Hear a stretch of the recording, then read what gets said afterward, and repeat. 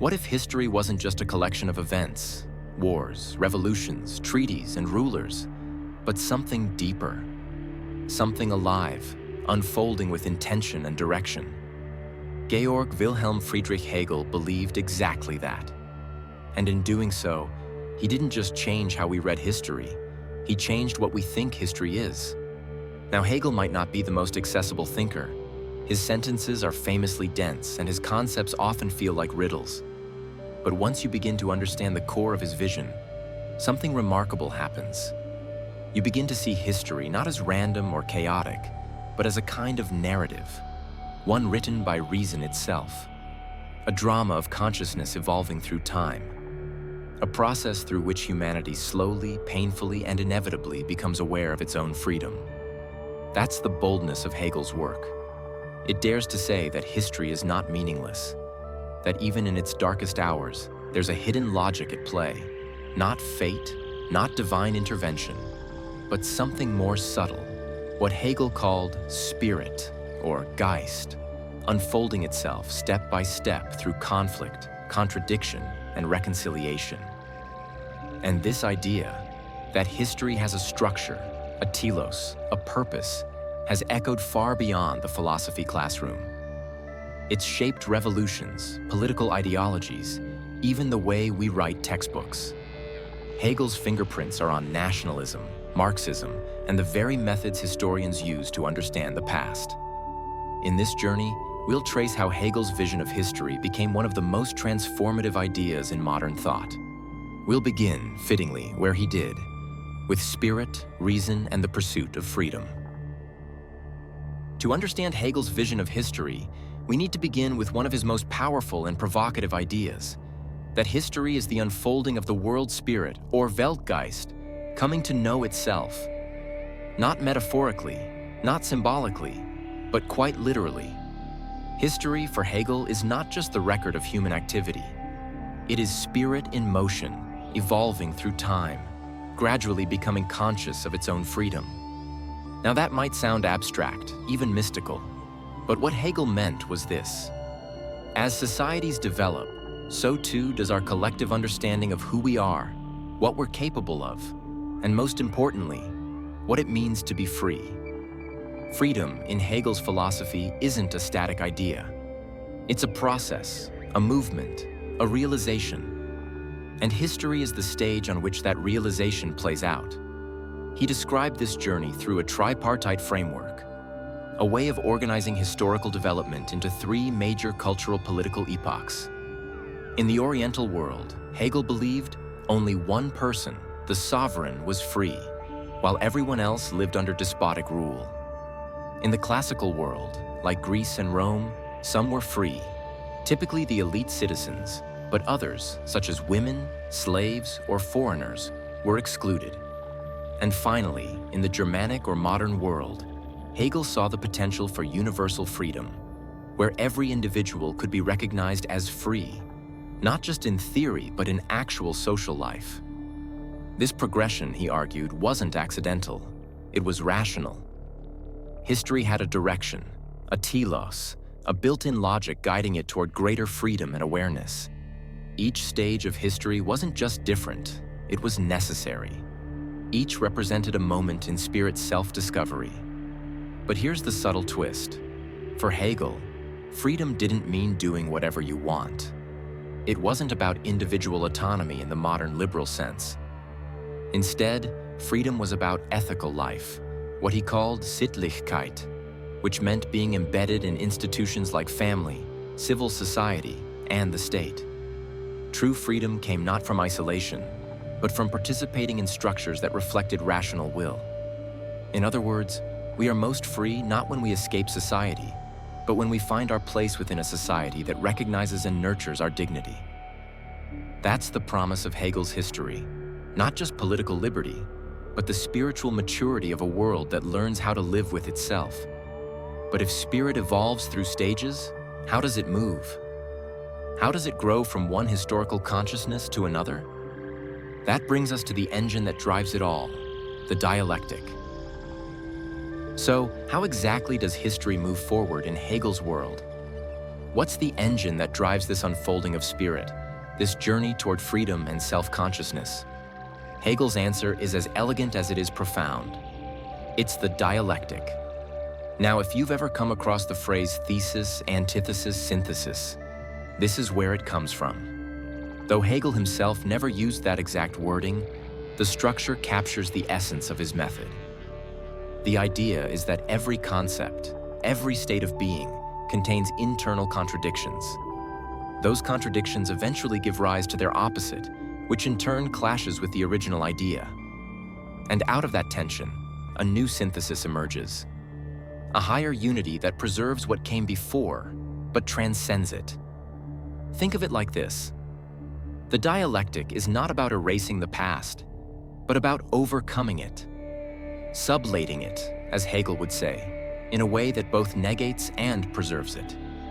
It's conflict, but not chaos. It's contradiction, but with purpose. Now, Hegel didn't just apply this to abstract ideas.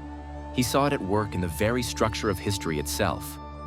Take the French Revolution, for example. In the Ancien Regime, the old aristocratic order, you had a system built on hierarchy, privilege, and divine right. That's the thesis. Then came the Enlightenment and the Revolution. The cry for liberty, equality, fraternity. That's the antithesis. But the result wasn't peace. It was the terror, followed by Napoleon, and eventually a return to order. A synthesis of sorts. Not a perfect one, but a new historical stage that had absorbed and transformed the contradictions of the old world. For Hegel, the French Revolution wasn't a failure. It was a necessary moment in spirit's journey. It exposed the limitations of feudalism and forced Europe to reckon with modern ideals of freedom and citizenship, even if the path was bloody and uncertain. This is the radical implication of Hegel's dialectic, that history progresses not despite conflict, but because of it. Conflict, far from being an aberration, is the lifeblood of transformation.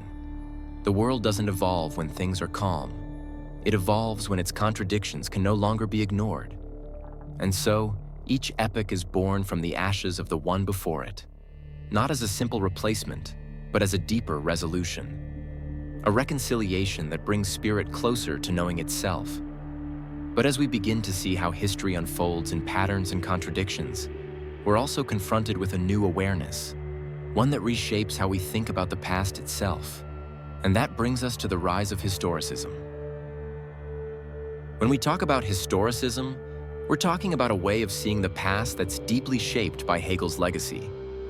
At its core, historicism is the belief that ideas, values, institutions, even truth itself, can't be separated from the historical context that produced them.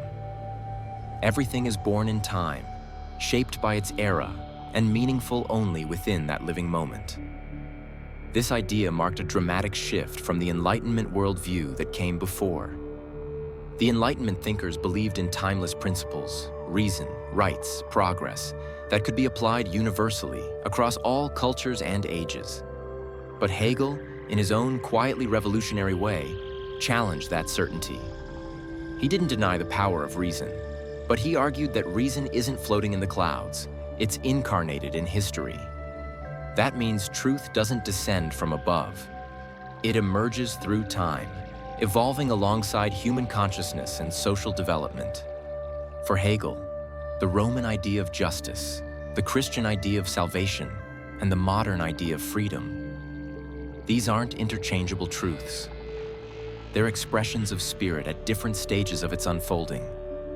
Each historical moment has its own inner logic, its own integrity. What matters is not how far a society conforms to abstract ideals, but how deeply it expresses the spirit of its age. This historicist perspective gave birth to a new kind of historical thinking, one that doesn't judge the past by the standards of the present, but seeks to understand each moment on its own terms. It's this vision that influenced later historians like Leopold von Ranke, who famously said that history should show the past as it actually was. That might sound simple, but it was radical at the time. It meant embracing complexity, contradiction, and context. It meant treating each period as a world unto itself.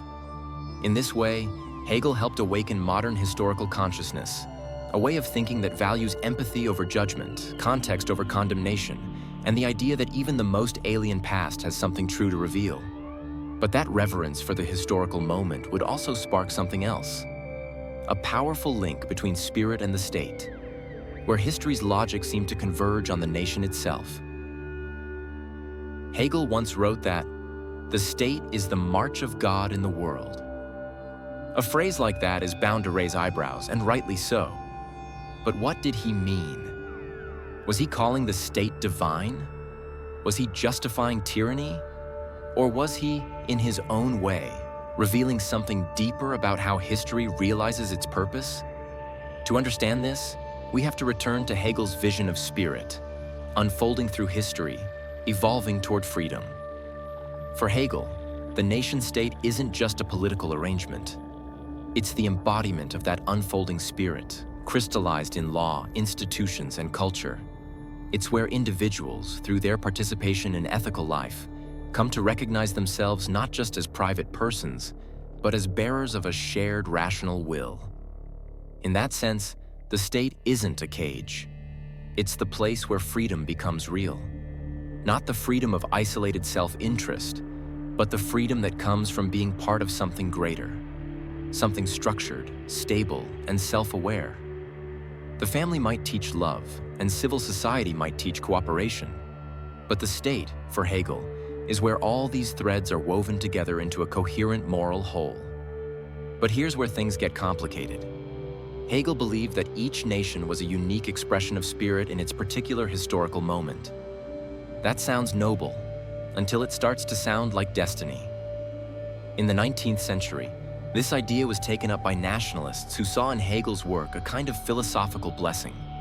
If the state is the march of God, then perhaps my nation, my people, is the chosen vessel of history. And if history has chosen us, then who dares to stand in our way? In this way, Hegel's lofty vision became fuel for movements that sought national glory, cultural supremacy, even empire. The logic of the dialectic was transformed into the logic of conquest. And so we're left with a paradox. Hegel gave us a vision of the state as the home of freedom. And yet that same vision, in the wrong hands, became a justification for domination. When the state is seen not just as a human creation, but as the embodiment of divine purpose, what room is left for dissent? What happens to those outside the chosen narrative? These are the shadows that follow Hegel's legacy, and they become even more complex when we see how his ideas were taken up and turned inside out by perhaps his most famous disciple, Karl Marx. It's often said that Marx stood Hegel on his head, but what's more accurate is this: Marx turned Hegel on his feet. Karl Marx was one of Hegel's most brilliant and rebellious students, not in the classroom sense, but in the lineage of ideas. He absorbed Hegel's dialectical method deeply, almost reverently. But he couldn't accept Hegel's foundation, that history was the unfolding of spirit, that the essence of human development was rooted in ideas. For Marx, that was upside down. He believed Hegel had grasped the process but missed its grounding. So Marx flipped it. Where Hegel saw the movement of spirit through ideas, Marx saw the movement of society through material conditions. Through labor, through production, through the relationships between those who own and those who toil. In Marx's words, it is not the consciousness of men that determines their being, but their social being that determines their consciousness. And yet, Marx didn't abandon the dialectic. In fact, he treasured it. What he inherited from Hegel was the insight that history isn't static. It moves, it transforms, it evolves through contradiction. But Marx gave those contradictions flesh and blood. Instead of philosophical tensions between ideas, he focused on real-world conflicts between classes, the bourgeoisie and the proletariat, owners and workers, those with power and those whose labor sustains that power. In this new form, the dialectic became historical materialism, the view that human history is a series of struggles over control of the material conditions of life. Each economic system, feudalism, capitalism, socialism, contains internal tensions that eventually force it to transform. Capitalism, for Marx, was just another stage in this dialectical arc, destined to give way under the weight of its own contradictions. But even as he rejected Hegel's idealism, Marx never let go of the vision of progress through struggle. He still believed in history as a rational process, not rational in some abstract philosophical sense, but rational because it exposed the illusions of power, because it moved toward the emancipation of the oppressed, because it unveiled the possibility of freedom, not as a concept, but as a lived reality. So while their worldviews diverged, Hegel and Marx are still bound by a common thread: the belief that history means something, that it's not just chaos, but a movement toward something more human, more conscious, more free. Yet in that belief also lies a danger. Because if history has a built-in logic, can it ever be wrong? Can those who claim to see its purpose ever be questioned? That's the dilemma we face as we look at Hegel's more tragic legacy. Hegel gave the world a powerful gift: the belief that history is not random, but rational. That beneath the surface of wars and revolutions, there is a hidden logic, a purpose, a movement toward human freedom. But like many powerful ideas, this one cast a long shadow. In the 19th and 20th centuries, Hegel's teleological view of history, that it unfolds toward a destined end, was seized by ideologues who saw in it a blueprint for their own visions of utopia. Communists, fascists, and nationalists alike drew from Hegel's well. They claimed that history was on their side, that their regimes were not just political systems, but expressions of a deeper, inevitable truth. And if history had chosen them, who could stand in the way? The consequences were devastating. Thinkers like Karl Popper pushed back hard against this. In The Open Society and Its Enemies, Popper argued that Hegel's historicism, his belief in a grand narrative unfolding through time, laid the groundwork for totalitarianism. By making individuals instruments of historical necessity, he claimed, Hegel's philosophy devalued human freedom even as it claimed to elevate it. When the arc of history is treated as sacred, the people who stand in its way become expendable. And that raises an unsettling question. If history is rational, if its course is justified by some higher logic, then what happens to the victims of that logic? Can the horrors of war, repression, or purges be explained away as tragic necessities on the road to progress? It's here that Hegel's legacy becomes most fragile, because in the wrong hands, his dream of freedom becomes a mandate for control, his dialectic, a script for domination. Still, even amid these dangers, the core of his vision survives, a belief in meaning, in growth, in the possibility that humanity is not wandering aimlessly, but becoming more conscious of itself. And it's that enduring possibility that remains relevant, even in a world that has begun to question grand narratives altogether. In the wake of world wars, failed revolutions, and ideological disillusionment, the 20th century witnessed the rise of postmodernism, a worldview that questioned the very idea of progress, of universal truth, of history as a coherent story. And in that atmosphere, Hegel's sweeping vision of spirit unfolding through time came under sharp critique. Postmodern thinkers pushed back against what they saw as grand narratives, those all-encompassing stories that claimed to explain everything. To them, Hegel's teleology felt too neat, too totalizing. Thinkers like Lyotard and Foucault argued that history wasn't a march toward freedom, but a patchwork of competing perspectives, shaped by power, language, and the instability of meaning itself. And yet, even as they dismantled Hegel's system, they couldn't quite escape his shadow. Take Jacques Derrida, for instance. He critiqued Hegel extensively, especially the dialectic's tendency to resolve contradiction into synthesis. But at the same time, Derrida's method of deconstruction, which exposes the tensions and contradictions within texts, is deeply indebted to Hegel's insight that opposites are never truly separate, but bound in relationship. Strangely, postmodernism's obsession with multiplicity and paradox only reinforces what Hegel hinted at all along. That meaning is not fixed, but evolves in the dance between consciousness and reality. Even today, historians influenced by postmodern thought, those who study memory, narrative, or cultural context, often find themselves returning to a deeply Hegelian question: how do we make meaning of the past? Not in the sense of discovering an objective truth, but in understanding how history is shaped by who we are, how we see, and what we believe. So, no, we may not look to Hegel for answers anymore, but we still rely on the questions he helped us ask. And as we reflect on the full arc of his influence, from dialectics to revolutions, from nationhood to critique, one thing becomes clear. Hegel didn't just give us a philosophy of history, he gave history a soul. Hegel didn't just interpret history, he gave us a way to think history, to feel its breath, to see it not as a flat timeline of events, but as something alive, intelligent, and moving toward deeper awareness.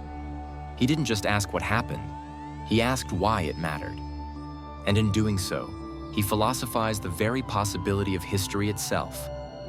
So much of how we understand the past today, its patterns, its contexts, its contradictions, bears Hegel's imprint. Whether we speak of historical progress, ideological transformation, or the significance of cultural moments within their own time, we are, knowingly or not, carrying forward a conversation he began. But that vision comes with its dangers. When we believe history has a purpose, we risk excusing its horrors as necessary steps. We risk mistaking power for progress.